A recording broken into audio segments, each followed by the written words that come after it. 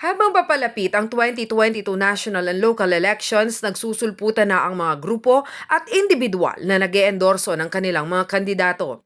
Sa national level, inendorso ng dating matataas na opisyal ng Administrasyong Ramos si Vice President Leni Robredo para Pangulo.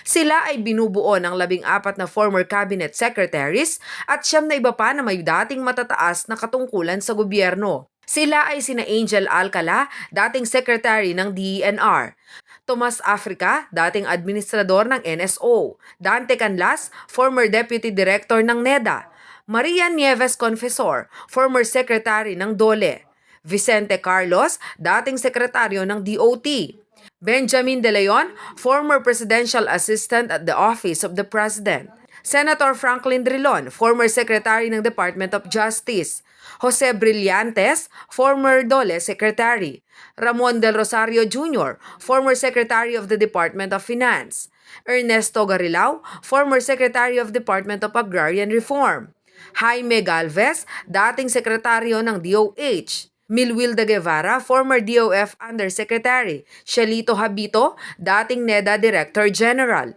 Lina Laigo, former Secretary ng DSWD, Delphine Lazaro, dating Sekretaryo ng Department of Energy, Esther Garcia, dating Chairperson ng Commission on Higher Education, Patricia Licuanan, Chairperson ng National Commission of the Role of Filipino Women, Narzalina Lim, former DOT Secretary, Edmundo Mir, dating sekretaryo ng DPWH, Victor Ramos, dating DENR Secretary, Carmencita Reyodica, dating DOH Secretary, at Roberto Romulo, dating Secretary of Foreign Affairs. Pinirmahan ng grupo ang Statement of Support kay VP Leni nitong January 12. Nakasaad dito ang kanilang pagkabahala sa pagkalat ng maling impormasyon sa pangangampanya. Kailangan pa rin umano ng bansa ng isang lider na magtataguyod ng pagkakaisa sa pamahalaan at taong bayan. Si Vice President Leni Robredo ang kandidato na nakikita raw nila na may kredibilidad at nagtataglay ng kwalifikasyon upang akayin ng bansa sa tamang direksyon. Samantala, patuloy naman ang pagtaas ng voters' preference rating ni VP Leni.